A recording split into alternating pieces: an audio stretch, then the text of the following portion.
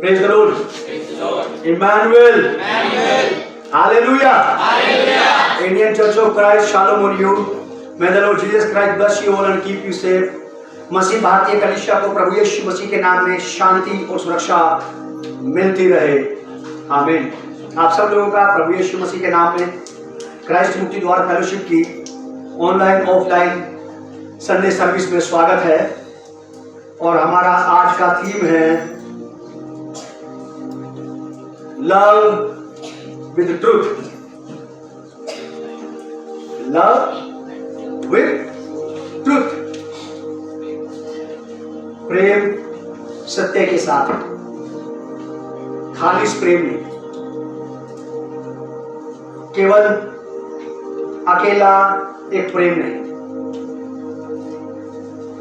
Love with truth, क्या कहिए? Love and truth, सत्य और प्रेम। मेरे साथ निकाले आप, हमारा रीडिंग रेफरेंस है 2 यूहन्ना पहला अध्याय 1 पद से 3 पद तक। 2 John, letter of 2 John chapter 1 verse from 1 to 3। नए नियम में पीछे की तरफ पत्रियों में है ये। अपोस्टल जॉन, प्रेरित यूहन्ना लिख रहे हैं ये पत्र।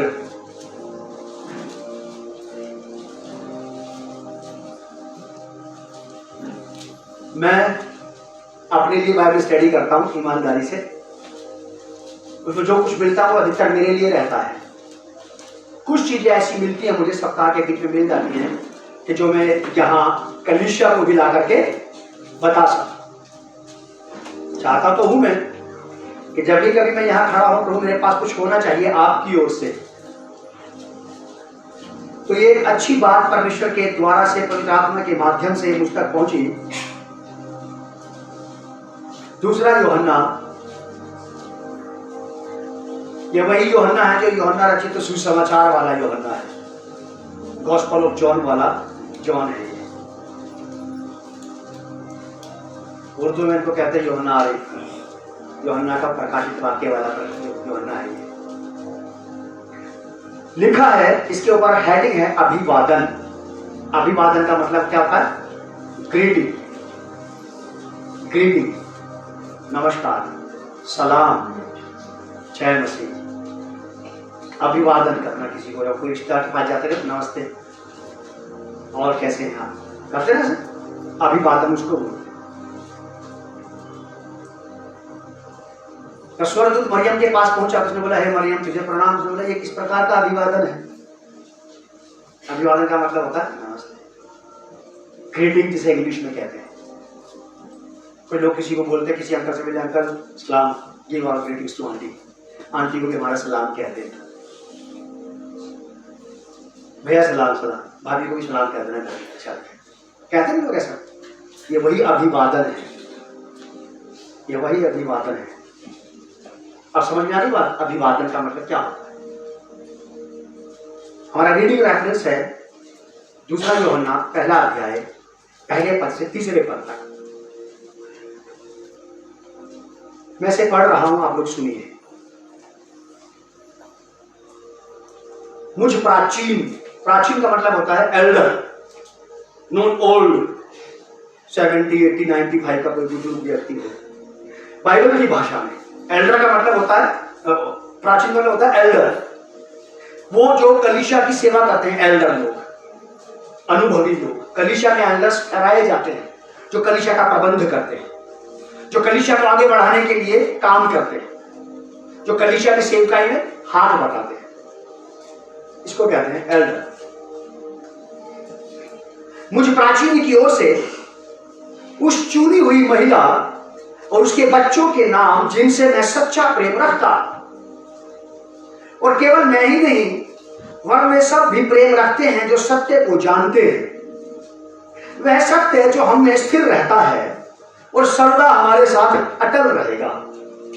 परमेश्वर पिता और पिता के पुत्र यीशु मसीह की ओर से अनुग्रह और दया और शांति और सत्य और प्रेम सहित हमारे साथ रहेंगे।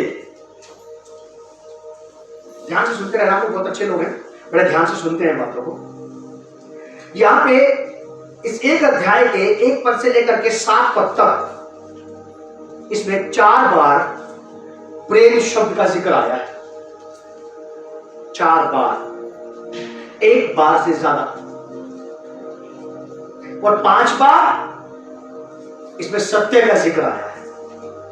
1 पद से 7 पद तक 4 बार प्रेम और 5 बार सत्य।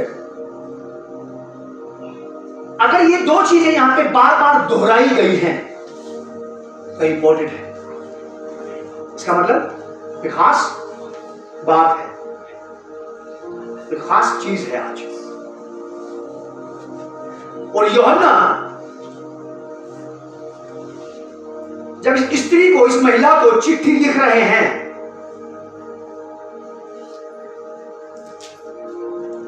मुझ प्राचीन की ओर से उस चुनी हुई महिला और उसके बच्चों, पर्सनल लेटर है ये, व्यक्तिगत चिट्ठी। और ये किसी रियल फिजिकल औरत के नाम पे नहीं है, ये कलीसिया के नाम पे है। किसके नाम पे है? कलीसिया के। कोई भी प्रेरित यूहन्ना को गलत ना समझे कि उसके किसी स्त्री के साथ अवैध संबंध थे, नहीं।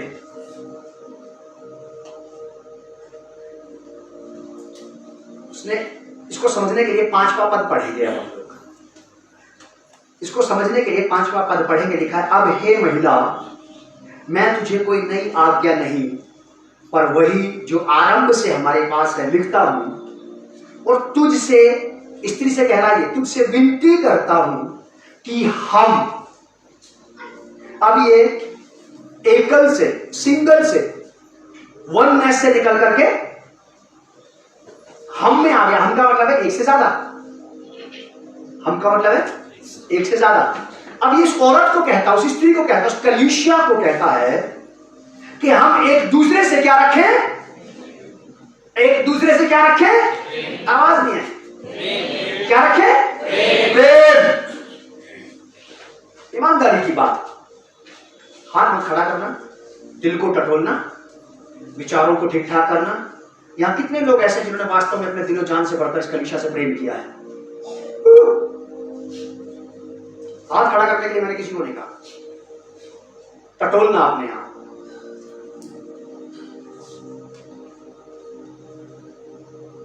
कलीसिया से बहुत कुछ पाने की आशाएं रहती है लोगों को। कलीसिया का फर्ज बनता है, कलीसिया को करना चाहिए।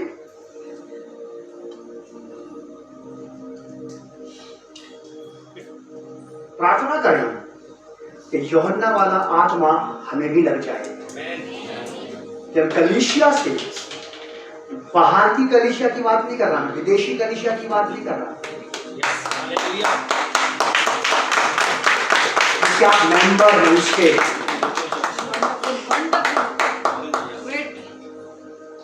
क्या आप सचमुच अपने कलीसिया से प्यार करते हैं?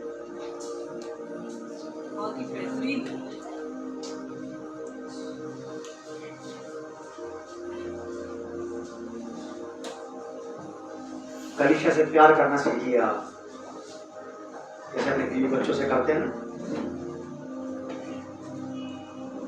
जैसे अपने काम से, अपने रोजगार से, अपनी आवश्यकताओं से करते, उसके लिए अपने आप को झोंक रखा है हमने। क्या हमने कलीसिया के लिए भी अपने आप को झोंक रखा है? क्या परिवार के लिए, पत्नी बच्चों के लिए कलीसिया से छुट्टी ली जाती है? ऐसे दिलेर और चैंपियन लोग पैदा हो जाएं कि जो परिवार से छुट्टी ले ले कलीसिया के लिए।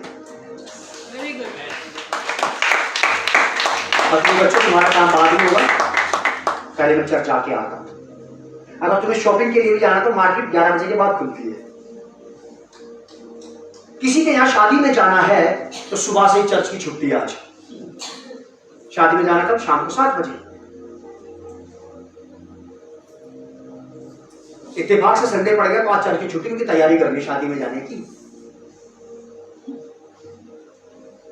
क्राइस्ट से तो लोग लव करते हैं, क्राइस्ट की कलीसिया से, क्राइस्ट के चर्च से।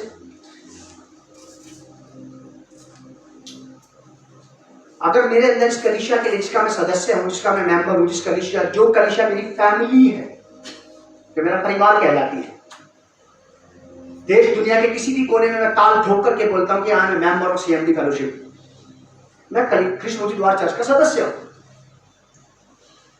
दुनिया के किसी भी कोने में।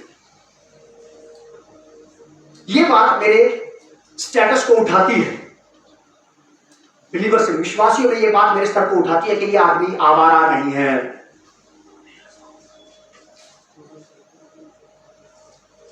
ये ऐसी भेड़ नहीं है जिसकी कोई भेड़ ज्यादा नहीं है। ये ऐसा व्यक्ति है कि इसके बंधन उस कलीसिया से जुड़े हैं, इसके बंधन उस कलीसिया जुड़े हैं। ये व्यक्ति एक ऐसे बंधन में है, उस बंधन की पकड़ कलीसिया के हाथ में है। कलीसिया इन द सेंस की आपर में हम, कलीसिया के रूल रेगुलेशंस होते हैं, कलीसिया के अपने नियम सिद्धांत कायदे कानून होते हैं। आपके घरों में भी होंगे, हमारे घर में भी है, हमारे घर में बहुत सख्त है। कोई लोग मुझे ज्यादा करीब रहते हैं, वो जानते हैं इस बात को, क्या क्या होता है, क्या क्या हो सकता है, क्या क्या नहीं हो सकता है। आपके घर में भी हो। यूहन्ना प्रेरित कहते हैं कि अब हे महिला, इससे आपको आइडिया मिल जाएगा कि ये किसी औरत की बात नहीं कर रहा, ये सचमुच कलीसिया की बात कर रहा है, ब्राइड ऑफ क्राइस्ट,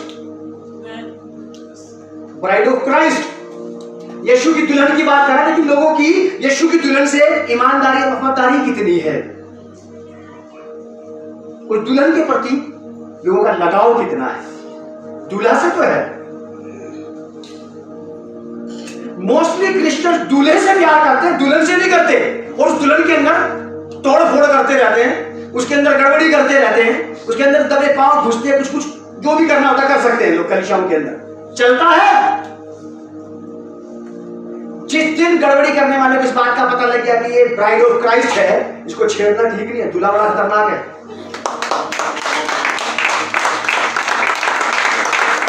एक हस्बैंड वाइफ जा रहे हैं अपने आराम से, दोनों हाथ पकड़ के अपना एक दूसरे का प्यार बांटते, मुस्कुराते, एक दूसरे की तरफ देखते, अचानक कुछ बदमिजाज लोग,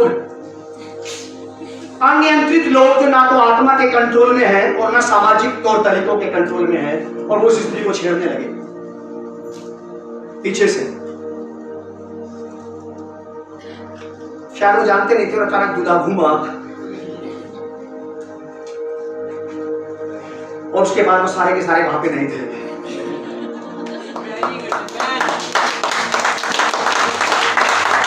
हाँ,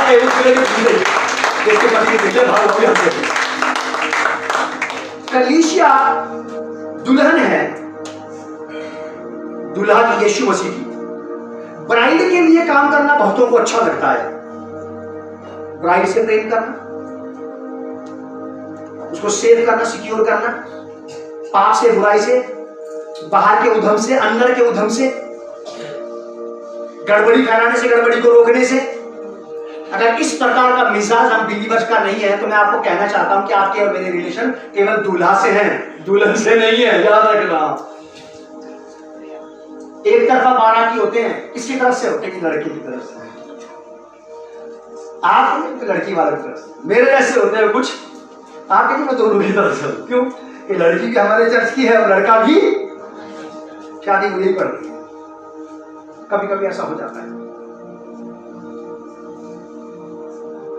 कुछ ही लोग होते हैं जो दोनों की तरफ से रहते हैं, जो दोनों को लगातार प्रेम करते हैं, दूल्हा को भी और बराबर प्रेम करते हैं।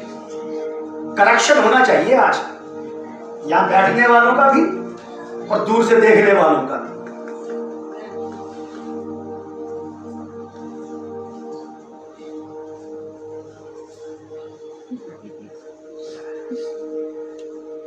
चार बार प्रेम शब्द आया है और 5 बार सत्य। प्रेम तो है, सच्चा नहीं है। सच्चा होता तो गड़बड़ी नहीं करता साहब। यहां पे इस कलीसिया से अगर सत्य प्रेम होता तो इसके अंदर गड़बड़ी नहीं करते। कलीसिया से प्रेम नहीं था, दुल्हन से प्रेम था, दुल्हा से तो था। उसके लिए चाहे आप घुटने घुटने घुमा लो पूरे चर्च के अंदर, घूमेंगे हम आराधना में, लेट जाएंगे हम उसके लिए तुरंत। अगर इसके बचाव के लिए कुछ करना पड़े तो हम ये कहते हैं कि नहीं, ये तो भाई साहब का काम है, भाई कर सकते हैं, हमारा काम है। हम क्यों पूरे बने? समझना बात को। ऐसे आत्मिक लोग जो कलीसिया में पाए जाते हैं, उनको कलीसिया की बिल्कुल फिक्र नहीं रहती। ये दूल्हा जब उनसे मुलाकात करेगा तो बात जरूर करेगा कि मैं कुछ देर के लिए दुल्हन को तुम्हारे साथ छोड़ करके क्या चला गया। दुल्हन का रंग रूप बिगाड़ने वाले, तहस नहस करने वालों के साथ थे तुम। काश तुमने ये कहा होता। क्या बेहतरीन बात याद आ रही है, ये पवित्र आत्मा का काम है। यूहन्ना से किसी ने पूछा क्या तू दूल्हा है? नहीं, दूल्हे का मित्र और दुल्हन की प्रोटेक्शन में हूं मैं। ग्रेट, क्या बात है। यही यूहन्ना जो लिख रहा है जॉन द बैप्टिस्ट के बारे में। यूहन्ना जिसे बपतिस्मा देने वाला यूहन्ना था, उससे लोगों ने पूछा क्या तू मसीह है? उसने बोला नहीं, मैं दूल्हा नहीं हूं, I am not a groom. हाँ, दूल्हे का मित्र हूं। और उसके पास खड़ा होकर के उसके शब्द को सुनता। कितने लोग यहां पे ऐसे होंगे जो दूल्हे के मित्र हैं और उसकी दुल्हन की देखभाल कर सकते हैं? जब तक वो नहीं आएगा तब तक आई विल प्रोटेक्ट हिम। छेड़ने वाले पूछे,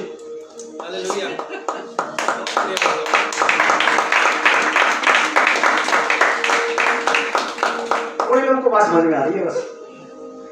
छेड़ने वाले दुल्हन के पास खड़े हुए उसे कहेंगे तो कौन सा मालिक है इसका? मैं मालिक नहीं, इसीलिए अलर्ट हूं। Very good. मैं मालिक नहीं, इसलिए अलर्ट हूं क्योंकि मालिक अभी कुछ समय के लिए से मेरे साथ छोड़ करके गया है और मैं इसके साथ ईमानदार हूं और मैं किसी को भी इसका बदतमीजी करने नहीं दूंगा। कलीसिया में ऐसे वफादार, ऐसे ईमानदार, यहां भविष्यद्वक्ताओं की जरूरत नहीं है। मैं वरदान को नेगलेक्ट नहीं कर रहा हूं, एक बात कह रहा हूं। अगर भविष्यद्वक्ता है और इस प्रकार के काम नहीं कर रहा तो फिर किस प्रकार वो कलीसिया के किस काम का? अगर कोई प्रेरित है, अपोस्तल, रुतबेदार अपोस्तल, और वो कलीसिया को प्रोटेक्शन नहीं देता है तो विच काइंड ऑफ दिस अपोस्तल? इसकी जरूरत क्या है? यहां पे हमें इस अपोस्तल की जरूरत नहीं, इस प्रेरित की जरूरत। हमें उन साधारण स्त्री पुरुषों की जरूरत है जो कलीसिया के रंग रूप को बिगड़ने से बचाते हो। कह रहा कि अब हे महिला, तू और मैं आपस में ऐसा ही प्यार करें। हे कलीसिया, अब तू और मैं आपस में ऐसा प्यार करें कि हमारा प्यार बढ़े। कलीसिया के प्रति हमारा अट्रैक्शन बढ़ना चाहिए, कलीसिया के प्रति हमारा लगाव बढ़ना चाहिए, कलीसिया के प्रति हमारी जिम्मेवारियां बढ़नी चाहिए, कलीसिया के प्रति हमारा आभार बढ़ना चाहिए। प्रभु धन्यवाद, मैं लावारिस नहीं हूं, एक परिवार का सदस्य।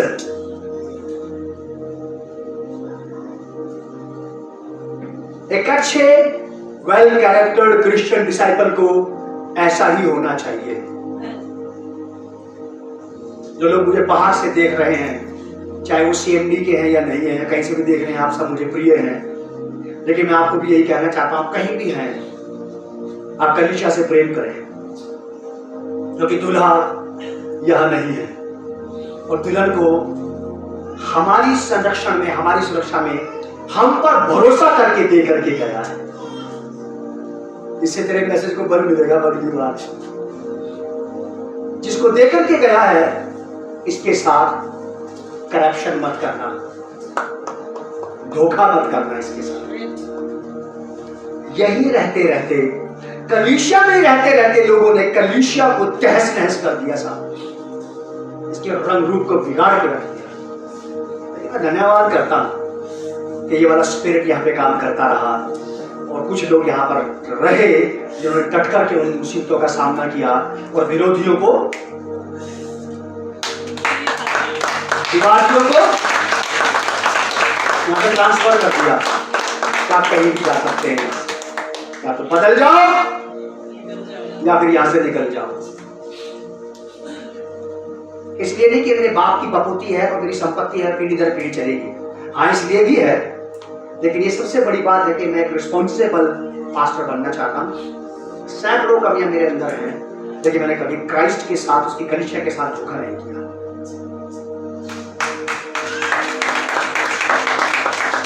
इसको कैसे तहस नहस कर रहे हैं, मेरा कभी हाथ नहीं रहा। आत्मा बात कर रहा है यहाँ, पवित्र आत्मा यहाँ है और वो बदल रहा है। जिस प्रकार आपको मुझे अपने अपने परिवार की, अपने पत्नी बच्चों की फिक्र है, उनके लिए आप और मैं काम करते हैं। ये तो छोटी पिक्चर है, आपका परिवार, आपके बीवी बच्चे, इस बड़ी कलीसिया की एक छोटी पिक्चर है, छोटी तस्वीर है। आपकी पत्नी, आपके 2 बच्चे, 4 लोग, आप घर पे बैठ के प्रार्थना कर रहे हैं और परमेश्वर आपके परिवार को एक कलीसिया के रूप में देखता है और स्वर्ग में ये कहता भी है कि उसके घर की कलीसिया, आपके घर की कलीसिया, मेरे घर की कलीसिया, आपके घर की कलीसिया। लेकिन एक बात याद रखिए कि इस बड़ी पिक्चर के अगर टुकड़े करते जाएं, एक पिक्चर हो, उसके टुकड़े करते जाएं, कैंची से काट काट के छोटे छोटे टुकड़े, और आप किसी के पास कान, किसी के पास आंख, किसी के पास नाक, किसी के पास उंगली का आगे वाला हिस्सा, किसी के पास पीछे वाला हिस्सा, किसी के पास नाखून, किसी के पास कुछ, किसी के पास कुछ आ जाए, तो क्या छोटे से टुकड़े को लेकर कह सकता कि ये पूरी पिक्चर मेरे पास है? नहीं। जब वो छोटी पिक्चर को लेकर के यहाँ आता है और आप और मैं सब अपने अपने छोटे छोटे टुकड़ों को लेकर के, परिवारों को लेकर यहाँ आते हैं, हम सेट करते हैं, तब एक बड़ी पिक्चर बन जाती है, तब आप एक बड़ा परिवार बनते हैं। हम सब आपस में भाई बहन। प्रभु हमारा पिता है और इस पृथ्वी पर पवित्र आत्मा हमारा गुरु है, जो हमें प्रभु की बातें मानना सिखाता है। छोटी छोटी तस्वीरों को लेकर हम अपने घरों में बैठे, बड़ी तस्वीर के साथ जोड़ दें ताकि बहुत बड़ा आकार हमारा बन जाए।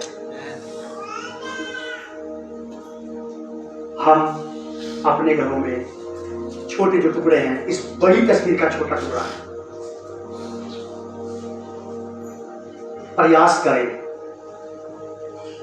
कि इस स्त्री से, इस कलीसिया से, इस दूल्हा की दुल्हन से ऐसी मोहब्बत करें कि दूल्हा को लगना चाहिए। आपके पास बताऊं, कुछ बाप बाप ऐसे हैं जो अपने नए बहू बेटों को अपने कुछ खुराफाती रिश्तेदारों से बचा के रखते हैं। कोई को नहीं जाए ऐसा, मैं तो हूं। खुराफाती रिश्तेदार, खुराफाती लोगों से अपने बहू बेटों को बचा के रखूंगा, कहां जाना है कहां नहीं जाना है। अपने बेटी दामाद को भी शादी के बाद लोग बुलाएंगे, हमारे घर भेज दो दावत पे। देखूंगा यार, ठीक है साहब के साथ, भाई जहां फंसे वहां फंसे, ये है वो, मैं ऐसा करके टाल दूंगा।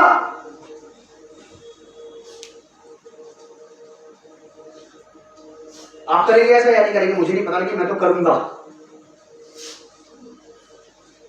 शादी से पहले भी मेरे बच्चे कहां जाएंगे ये मैं डिसाइड करता हूं, वो क्या करेंगे ये मैं डिसाइड करता हूं। उसके बाद भी मेरा ही नियंत्रण रहेगा कहां जाना, किसके यहाँ जाना, किसके यहाँ नहीं जाना है, क्योंकि मुझे पता है कौन टेढ़ा कौन तिरछा है, कौन इन बच्चों को गलत शिक्षा देगा, कौन इन बच्चों के साथ गलत काम कर जाएगा। सवाल तो लूंगा मैं सब कुछ बाद में, लेकिन मैं नहीं चाहता किसी भी प्रकार की चोट खा जाए। ये मेरा फर्ज नहीं बनता क्या क्राइस्ट का फर्ज नहीं बनता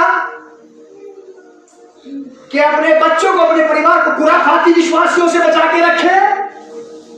क्या आपका मेरा फर्ज नहीं बनता कि विरोधी और गलत चाल चलने वाले मसीहों से कलीसिया को सुरक्षा दी जाए? जब मेरा फर्ज बनता अपने परिवार को प्रोटेक्शन देने का, तो ये भी मेरी फैमिली का हिस्सा है और मुझे इसको प्रोटेक्शन देने में जी जान लगा देना चाहिए। कि यहां कड़वे बीज अगर मेरी नजर में दिखाई दिए तो पादरी साहब से पहले मैं उखाड़ूंगा भी उनको, उन तक तो बाद में बात जाएगी, पहले मैं मिलूंगा उनसे। कोई दुल्हन को छेड़े, मैंने दुल्हन से कह रखा है कि यीशु मसीह को शिकायत मत करना, अगर उसको शिकायत की तो ये मेरे निकम्मेपन की पहचान हो।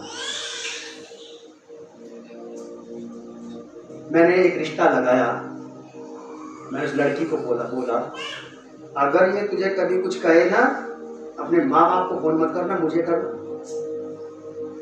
अरे ठीक है भैया। कभी हुआ नहीं ऐसा, दोनों बच्चे बहुत अच्छे से चल रहे, पल रहे, पढ़ रहे हैं, वो बहुत सारे रिश्ते मैंने यहाँ पे ऐसे लगाए हैं। लेकिन मैं हर लड़की को ये कहता हूँ, कभी कुछ हो जाए तो बेटा मुझे बता, अपने माँ बाप को मत बता। क्योंकि मैं इस रिश्ते के बीच में। आप किसी को कह सकता है ये वाली बात कलीसिया को कि कलीसिया अगर कोई तेरे साथ गड़बड़ करे तो यीशु मसीह को शिकायत मत करना, मुझे बताना, मैं इन गड़बड़ी लोगों से बात करूंगा तेरे बदले, तेरे सामने खड़ा होकर। है ऐसा डेडिकेशन? हालेलुया। फिर जोड़ कह के पूरा हॉल भर दिया, लेकिन ईमानदारी और वफादारी नहीं दिखा पाए। भविष्यवाणियां कर करके जहान भर दिया, लेकिन कलीसिया के साथ वफादारी नहीं दिखा पाए।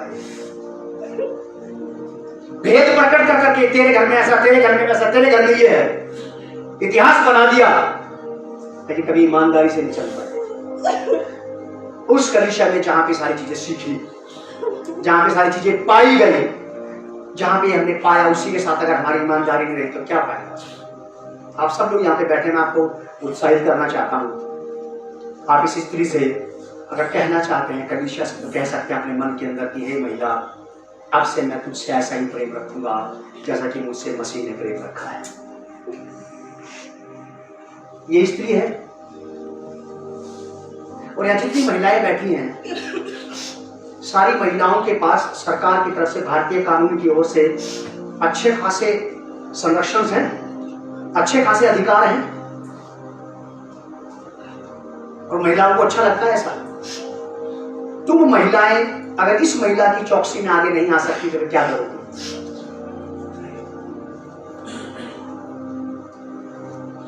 निहायत जरूरी है अंतिम दिनों के सेवकाई में, अंतिम दिनों के समय में ये निहायत जरूरी है कि वो स्त्री जिसके साथ हमारा दिन रात का उठना बैठना चलना फिरना है, हम खुद भी उसका आदर करें, उसके नियम कायदे कानूनों का ख्याल करें और दूसरों से भी करवाएं।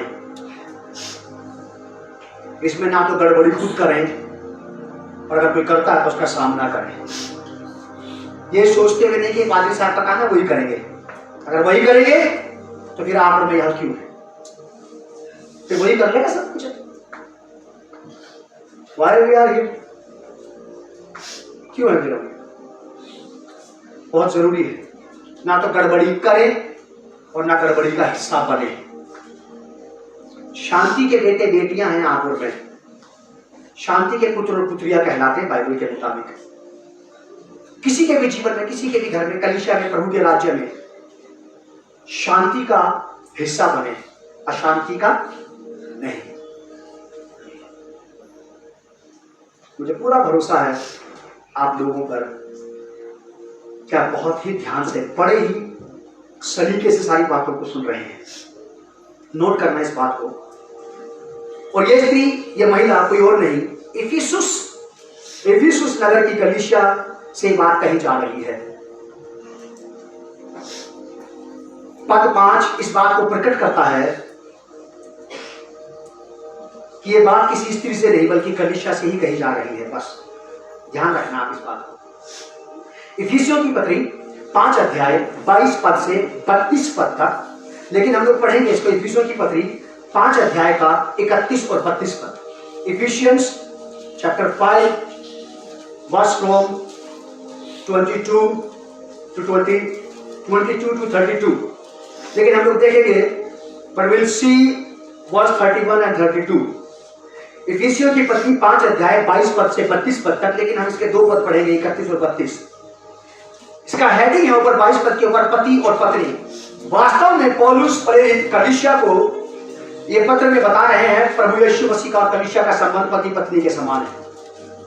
लिखा है कि इस कारण मनुष्य अपने माता पिता को छोड़कर अपनी पत्नी से मिला रहेगा और वे दोनों एक तन होंगे। और इसका ये वाला अर्थ बिल्कुल भी नहीं है कि शादी के बाद लड़के अलग हो जाए, अपनी पौली और अलग, सेट अपार्ट। ये नहीं है इसका अर्थ, बिल्कुल भी ये इसका अर्थ बिल्कुल नहीं है। होता तो ये वाली बात कभी ना कही जाती बाइबल में 10 गुणों में कि अपने माता पिता का आदर करना। नीति और की किताब में ये बात कभी नहीं आती कि जब तेरी माँ बूढ़ी हो जाए तब इसको बुढ़ापे में मत छोड़ना। तो ठीक नहीं है वाली बात, सेपरेशन रहेगी। अपनी मर्जी से कोई हो जाए तो वो उसकी अपनी इच्छा है, कोई हालात बन जाए किसी के, वो बात फर्क है, लेकिन बाइबल के मुताबिक ये चीज है नहीं। पर 32 यह भेद तो बड़ा है, पर मैं यहाँ मसीह और कलीसिया के विषय में कह रहा हूं। ये मसीह और कलीसिया दुनिया के सारे जंजाल से, सारे अशुद्धता, अपवित्रता से, सारे बेफिजूल के रिश्ते नातों से अलग होकर के ये दोनों एक साथ रहेंगे। अब आप और क्राइस्ट, अब मैं और मसीह सब चीजों से अपने आप को समेट लेंगे, दोनों एक तरफ रहेंगे। फिर दुल्हन यानी कि मैं उसकी अधीनता में रहूंगा, पत्नी अपने पति के अधीन रहेगी। यह भेद तो बड़ा है, पर मैं यहां मसीह और कलीसिया के विषय में कहता हूं, पर तुम में से हर एक अपनी पत्नी से अपने समान प्रेम रखे और पत्नी भी अपने पति का भय माने, आदर करे। भय मानने का मतलब होता है फुल ऑफ रिस्पेक्ट क्राइस्ट का। अगर आप ये कहते हैं कि आप कलीसिया उसकी दुल्हन है, तो आप उसका भय मानना पड़ेगा।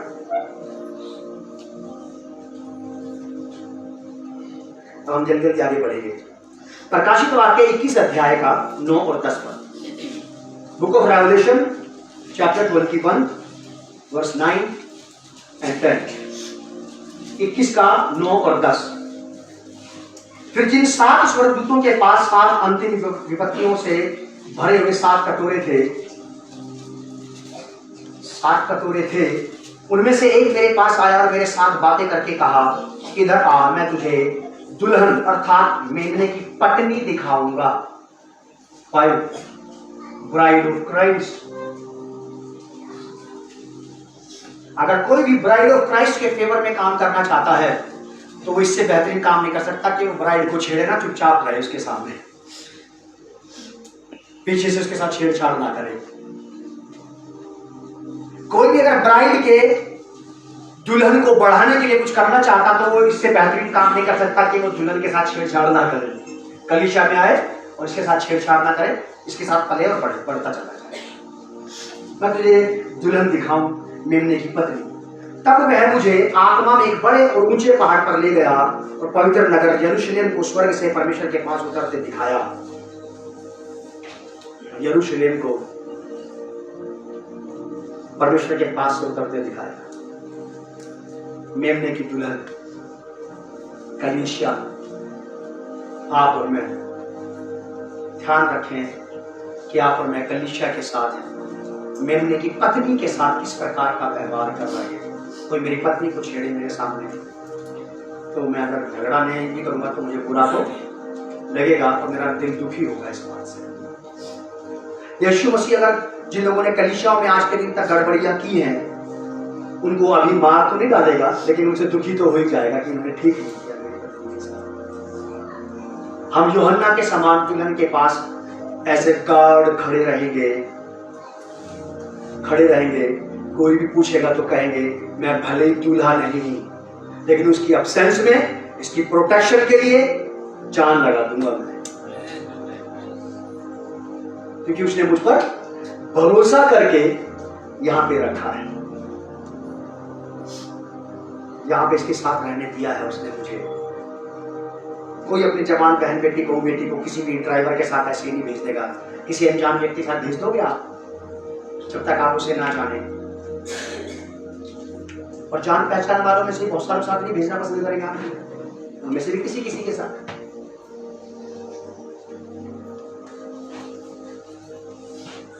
अगर हम सांसारिक दृष्टि से इतने समझदार हैं, तो हमें आत्मिक दृष्टि से इतना समझदार होने की जरूरत नहीं है। बहुत ज्यादा समझदार होने की आवश्यकता है।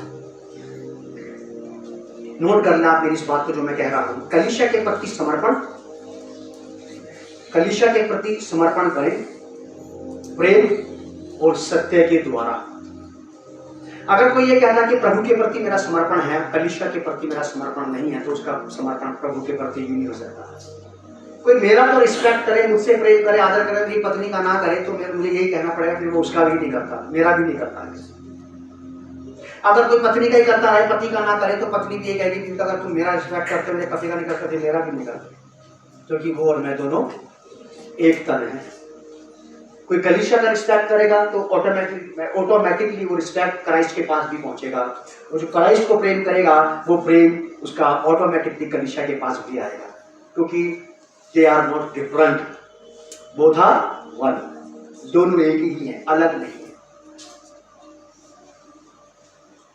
अगर कोई ये सोच के चुप हो जाए कि चलो कोई बात नहीं, मुझे थोड़ी कह मेरी पत्नी को कह रहे हैं, तो मेरे हिसाब से इसके जैसा निकम्मा आदमी दुनिया में नहीं हो सकता बिल्कुल। अगर कोई औरत चुपचाप बैठी है, उसके पति को कोई कुछ कहता रहे, बेइज्जती करते रहे, चुपचाप बैठी है, कुछ ना बोले, भी ऐसा मत बोले, हमको चुप करा दे, तो मैं सोचता हूँ किस औरत के जैसी निकम्मी औरत भी दुनिया में नहीं हो सकती।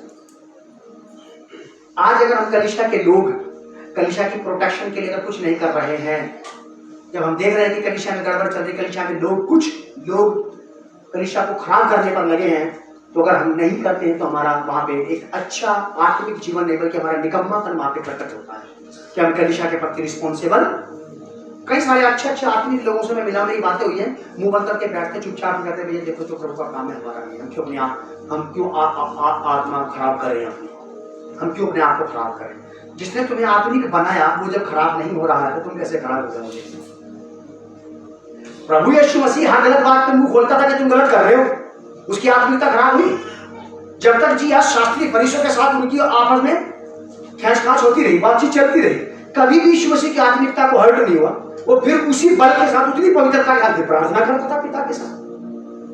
विरोधी और विवादियों से बात करने से, उनके साथ बकझक करने से आत्मिकता खराब नहीं होती। मैं भी बहुत सारे पादरी प्रचारक से मिलता हूँ, कल फिर परसों मिला, किसी बात पर कुछ बकझक हुई, जबरदस्त जवाब दिए मैंने, मेरी आत्मिकता बिल्कुल खराब नहीं हुई। मुझे पता था कि और ज्यादा स्ट्रांग हो गया हूं मैं उसके साथ, क्योंकि मेरी वफादारी मुझे ही उसके साथ मजबूत कर सकती है।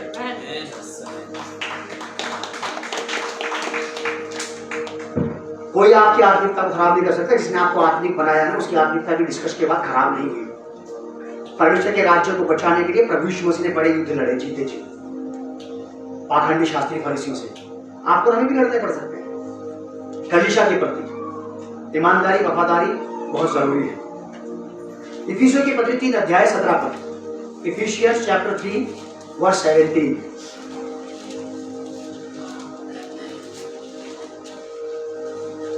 इफिसियों 3:17, और विश्वास के द्वारा मसीह तुम्हारे हृदय में बसे।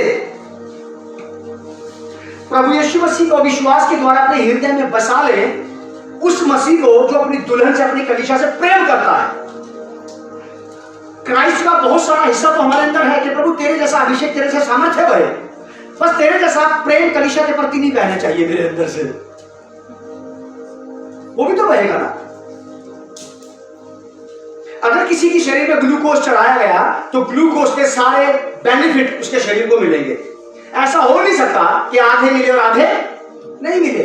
जब क्राइस्ट आपके मेरे अंदर आ जाएगा तो हम क्राइस्ट के समान बन जाएंगे, लोगों के लिए भी और कलीसिया के लिए भी। जब क्राइस्ट हमारे अंदर आ जाता है तो हम ये सोचते हैं कि मेरा ज्यादा रुझान क्राइस्ट के साथ रहना चाहिए। कलीसिया ये मेरा काम नहीं है, कलीसिया के साथ जो गड़बड़ ये मेरा काम नहीं, बचाव करें, फादी साहब का काम है, पैसा जाने उगाने। मैं तो अपनी आत्मिकता में मस्त हूं, अपनी फास्टिंग प्रेयर में मस्त हूं, मैं अपनी प्रार्थनाओं में ठीक हूं, बस मैं तो अपने यूट्यूब चैनल के साथ ठीक हूं। फलाने पादरी फलाने प्रॉफिट जो लॉस में जा रहे हैं, प्रॉफिट भी लॉस में जाते हैं, कुछ कुछ कहते रहते हैं, वो होता नहीं तो लॉस ही नहीं हुआ। फिर प्रॉफिट कह के लॉस कर दिया था टच का।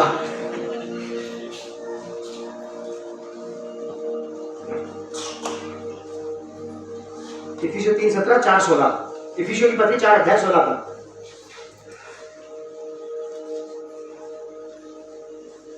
3:17 में पढ़ रहा हूं, आप 4:16 को देखते रहो। और विश्वास के द्वारा मसीह तुम्हारे हृदय में बसे। 4:16 कहता है जब मसीह तुम्हारे हृदय में बसेगा, जिससे सारी देह हर एक जोड़ की सहायता से एक साथ मिलकर और एक साथ गठकर उस प्रभाव के अनुसार जो हर एक अंग के ठीक ठीक काम करने के द्वारा, हम में से हर एक व्यक्ति के सही सही काम करने के द्वारा होता है, अपने आप को बढ़ाती है। शरीर जो है हमारा, जब शरीर के अंदरूनी अंग और बाहरी अंग जब एक साथ मिलकर रिदम में आते हैं, काम करते हैं, तो शरीर बढ़िया सुडौल शरीर बनता है। अगर मान लो अंदर के हार्मोन्स हाई होते जा रहे हैं और बाहरी जो अंग है वो सुकड़ते जा रहे हैं, तो शरीर डिसबैलेंस हो जाएगा और मेडिकली अनफिट। अगर आप कोई भी व्यक्ति, कोई स्त्री, दुनिया का कोई क्रिश्चियन, कोई ईसाई पादरी प्रचारक आत्मिकता में बढ़ता जा रहा है, इतना ज्यादा बढ़ गया कि स्वर्ग खुला देखता है और दूसरों को भी दिखाता है कि देखो अच्छी बात है, बिल्कुल बुरा नहीं है। और ये व्यक्ति जो परमेश्वर के इतना करीब है, और जब उसकी कलीसिया में किसी प्रकार की गड़बड़ी होती है, आवाज नहीं उठाता, तो ये ऐसा अंग है जो एक तरफ बढ़ गया है। ये ऐसा अंग है जो एक दिशा पर बढ़ गया, बस दूसरी दिशा में नहीं आया। एक सुडोल का मतलब होता है पूरी तरह से बढ़ना। मान लो घर में किसी बच्चे का सिर इतना बड़ा हो, गर्दन इतनी सी हो, और कंधे इतने से हो, और वो खुद इतना सा हो, आप खुश रहेंगे? घर में खुश नहीं रह सकते आप रो रो के लोगों से कहेंगे भैया कोई डॉक्टर नहीं छोड़ा, क्योंकि अपने बच्चे का इसलिए कलीसिया के साथ गड़बड़ हो रही है। कलीसिया के साथ गड़बड़ हो रही है, कलीसिया के साथ सही नहीं हो रहा है, उसमें हम चुप रहे। इसका मतलब हमारी स्पिरिचुअलिटी एबनॉर्मल है, हैंडीकैप्ड स्पिरिचुअलिटी। इसको अंदर से और बाहर से दोनों से बढ़ना चाहिए। जब आपका अंदरूनी व्यक्तित्व परमेश्वर की आत्मा के सामर्थ्य में मजबूत बनाया जाता है, इस बात का कब पता लगता है? तब जब वो शक्ति आपके अंदर से निकल के बाहर के लोगों को चंगा करती है, तब लगता है कि इसमें पावर है। गलत है मेरी बात? अगर आप में से कोई कहता मसीह मुझ में है, और कलीसिया के साथ गड़बड़ हो रही है, और आप उस मसीह को लिए हुए चुप हैं, तो आपके अंदर मसीह नहीं रह सकता, क्योंकि मसीह यीशु अगर उसकी दुल्हन के साथ गड़बड़ की जाए तो वो गूंगा मसीह नहीं है कि चुपचाप खड़ा रहेगा। वो आवाज खोलने वाला, शब्द बाहर लाने वाला, कि उसकी दुल्हन के साथ, उसकी पत्नी के साथ ऐसा ना किया जाए, वो जरूर कहेगा। कलीसिया चौकस रहे, हम लोग अपने अपने जीवन में इस बात का बड़ा ध्यान रखें। 4:16 को याद रखना, जिससे सारी देह हर एक जोड़ की सहायता से एक साथ मिलकर और एक साथ घटकर उस प्रभाव के अनुसार जो हर एक अंग के ठीक ठीक कार्य करने के द्वारा उसमें होता है, अपने को बढ़ाती है, कि हम प्रेम में उन्नति करते जाएं। ये कह रहा प्रेम में उन्नति करते जाएं। उधर यूहन्ना कह रहा है, अब हे महिला तू और हम आपसी प्रेम में क्या होते जाएं? बढ़ते जाएं। पौलुस भी यही कह रहा है, यूहन्ना भी यही कह रहा है, दोनों प्रेरित एक ही बात पर सहमत हैं, तो इसका मतलब स्वर्ग की हाँ है और हमारी भी हाँ है, कि हम एग्री करते हैं कि ये सच है। चलिए प्रार्थना करेंगे, आप लोग मेरे साथ बोलना।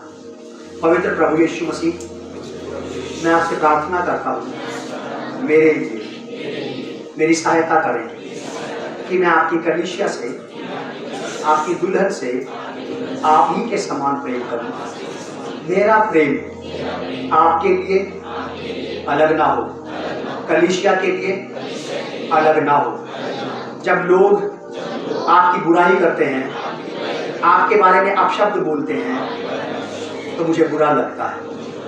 मेरी सहायता करें कि जब लोग कलीसिया के खिलाफ गड़बड़ी करें, तब भी मुझे बुरा लगे, ताकि मैं अपना मुंह खोल सकूं। पवित्र आत्मा मेरी सहायता करें कि मैं दुल्हन के साथ ईमानदार, वफादार, विश्वास योग्य, सच्चा और खरा बना रहूं, जब तक ये दुल्हन उस दूल्हे के हाथों में सौंप नहीं जाती। जब ये सौंप दी जाएगी तब मैं हर्षित होऊंगा, और मैं यूहन्ना बपतिस्मा दाता के समान कह सकूं, मैं दुल्हन का दूल्हा नहीं हूं, बल्कि दूल्हे का मित्र, जो दूल्हे को देखकर हर्षित होता है। प्रभु यीशु के नाम से आमीन। Praise the Lord. God bless you and shalom.